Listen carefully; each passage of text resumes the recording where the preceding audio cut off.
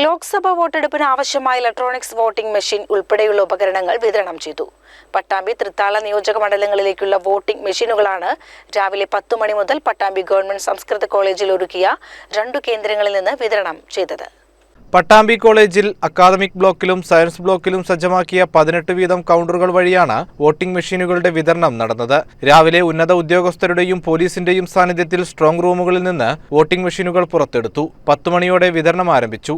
Pattambi ARO deputy collector Sachin KS, Thrithala ARO SGT joint director Usha എന്നിവരുടെ നേതൃത്വത്തിലായിരുന്നു നടപടികൾ. തെരഞ്ഞെടുപ്പ് ഡ്യൂട്ടിക്കെത്തിയ ഉദ്യോഗസ്ഥർക്ക് യാത്രാ, ഭക്ഷണം ഉൾപ്പെടെയുള്ള സൗകര്യങ്ങളും ഒരുക്കിയിട്ടുള്ളതായി ഡെപ്യൂട്ടി കളക്ടർ KS സച്ചിൻ പറഞ്ഞു. 2 നിയോജക മണ്ഡലങ്ങളിലെ 321 പോളിംഗ് ബൂത്തുകളിലേക്കുള്ള വോട്ടിംഗ് മെഷീനുകളും അനുബന്ധ സാമഗ്രികളും ബന്ധപ്പെട്ട ഉദ്യോഗസ്ഥർ കൈപ്പറ്റി. പ്രത്യേക ക്രമീകരണം ഏർപ്പെടുത്തിയിരുന്നെങ്കിലും ബൂത്തുകൾ കൂടിയതിനാൽ വിതരണത്തിന് കൂടുതൽ സമയം വേണ്ടിവന്നു. ഉദ്യോഗസ്ഥരെ പോളിംഗ് ബൂത്തുകളിലെത്തിക്കാൻ വാഹന സൗകര്യവും ഒരുക്കിയിരുന്നു. CCN പട്ടാമ്പി.